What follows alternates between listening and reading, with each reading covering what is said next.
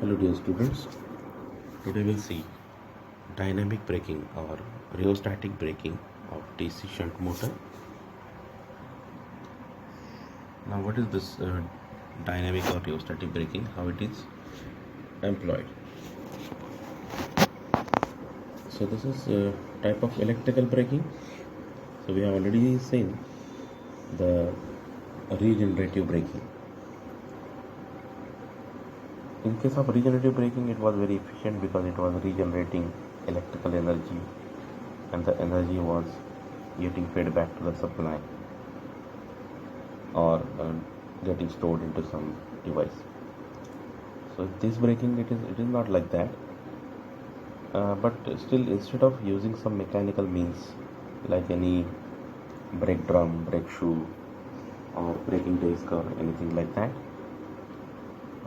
which are having problems related to maintenance and their life is also limited, and we have to make some extra arrangements for braking and all that, mechanical braking and all that. So instead of that, if we can employ some electrical means by which we can brake the motor. Obviously, in any braking, whatever is the kinetic energy present in the armature, rotating armature, that has to be taken out from the system, or in other words, it has to be converted into some other forms. So in electrical braking, we are converting kinetic energy into electrical energy. So in case of dynamic braking, the armature of the motor is disconnected from the supply while field is kept connected to the supply. Then armature is connected to some braking resistor or rheostat. So in that way, the armature circuit will be a complete circuit. So I'll show you here in the diagram. Motoring and braking. So during motoring,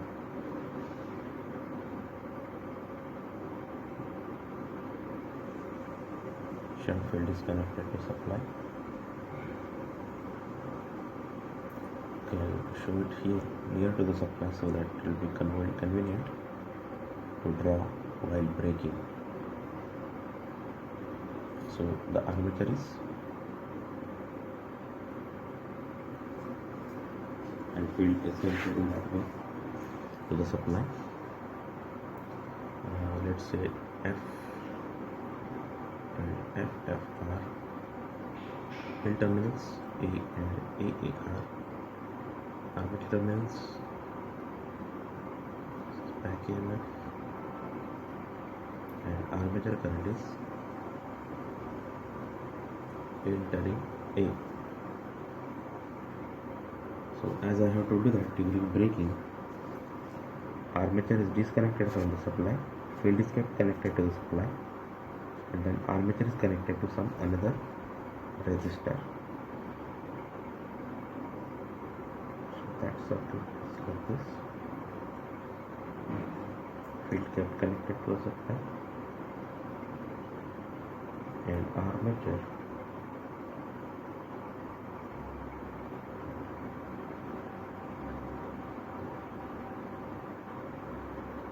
is connected to external rheostat or braking resistor.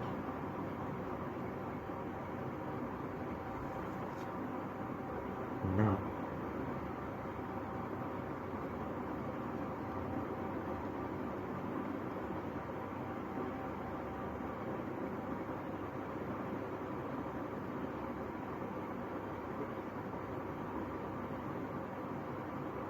the armature current is linked into back EMF. So even though armature is disconnected from the supply, there will be production of back EMF because flux is present in the machine and armature is already rotating. So it's like rotating conductor placed in a magnetic field. So EMF will get induced, back EMF will be continued to be produced, and this is the now voltage source acting like voltage source in this circuit, armature circuit. And as simple as that, due to this voltage there will be current flowing through the armature circuit. That current is going in this way. It is limited by breaking resistor, so it is leaving terminal A. This current is leaving terminal A. Okay, isn't it? Whereas here in motoring, the armature current was entering into terminal A, leaving AE. Whereas in braking, it is leaving A, entering into AA. So current got reversed, armature current got reversed, and braking happened. So don't forget that the flux must be present in the machine, so it must be kept connected to the supply. How we can calculate the current? So during motoring we already know current is V minus EB by RA, whereas in braking it will be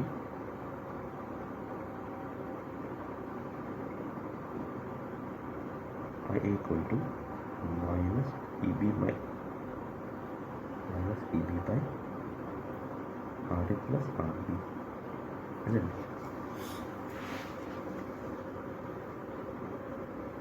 Due to this minus EB, okay, V is absent because armature is disconnected from the supply, so V is 0. Therefore it is just minus EB by RA, and RB is external resistance added into the armature circuit, so RB also will be there. So these are equations of currents during motoring and braking. Obviously this current is positive, this current is positive, whereas this current is negative. Therefore there will be braking. So in this case the energy is not utilized, it is wasted into the external braking resistor. So it is like mechanical braking means we are going to waste the energy. Whatever is converted into electrical energy, we are going to waste in the form of heat. But here the principle of braking is just we are converting kinetic energy into electrical energy, and then electrical into heat. So we have converted the energy form of energy, and due to that there is braking. So if I write the characteristic equations, so in case of motoring we already know for shunt machine omega n is V by K minus RA by K square P.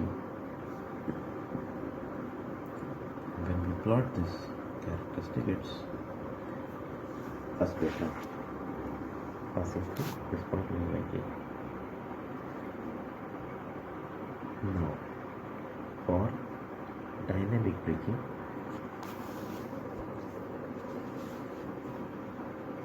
as V is 0, then omega m will be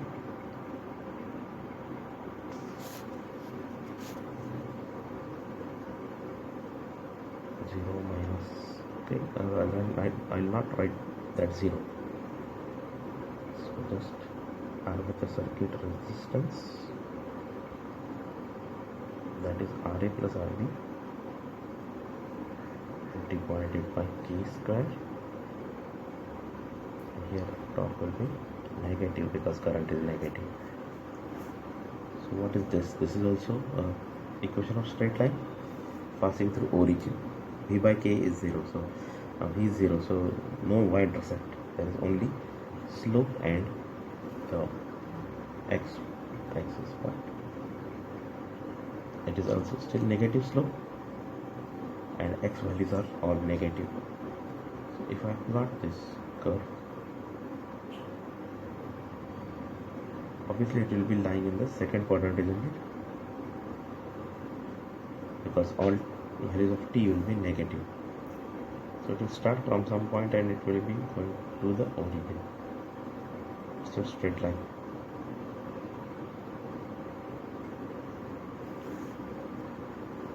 Okay, so this equation having slope Ra plus Rb by k square. It is a negative slope and all values t are negative. If we change braking resistor, what will be the change in this characteristic? If we change braking resistance, there will be change in the slope. So if we increase braking resistor, slope will increase. And if we decrease the braking resistor, slope will decrease. So you can say that in this direction, Rd is increasing. No, Rb decreasing.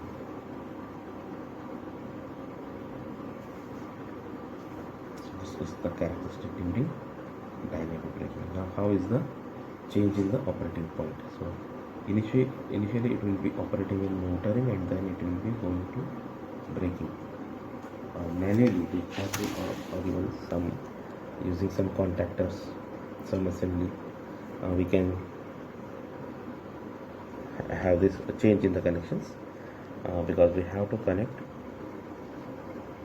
disconnect the armature from the supply and connect it to the external braking resistor. If the value of the braking resistor is variable, then we have shown multiple characteristics. Now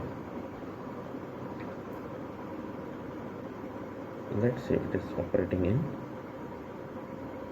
motoring mode, and there is some operating point. So this is shunt motor characteristic. There is some operating point A at which it is operating. Now we want to employ braking.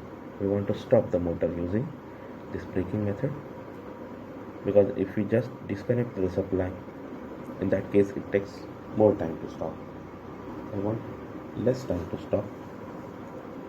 So I'll directly change over the connections. Suddenly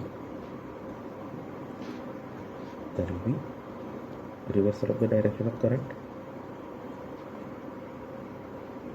So this is transition shown by dotted line, because it happens in very less time. It is sudden change from one connection to another connection. So operating point will move here, and then let's say it is A dash,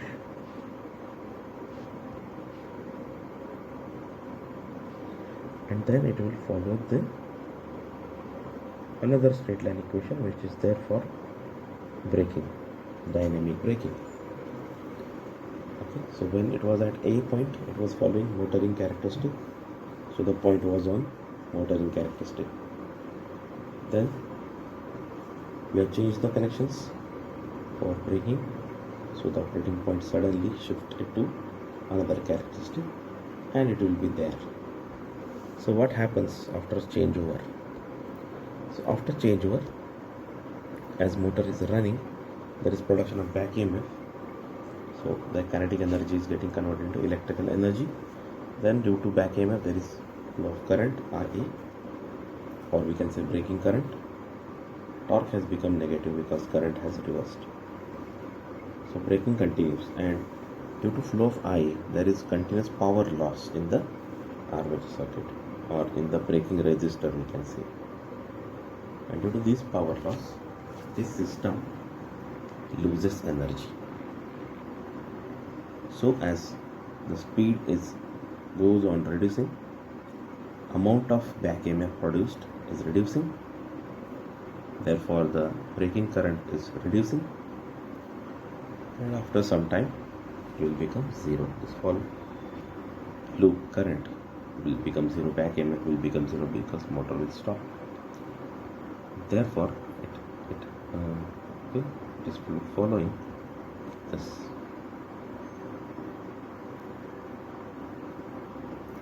So continuously the operating point will be changing because the system is losing energy. And finally the motor will stop. So therefore I have shown these arrows. So when we do this, it will be stopping. The motor will be stopping.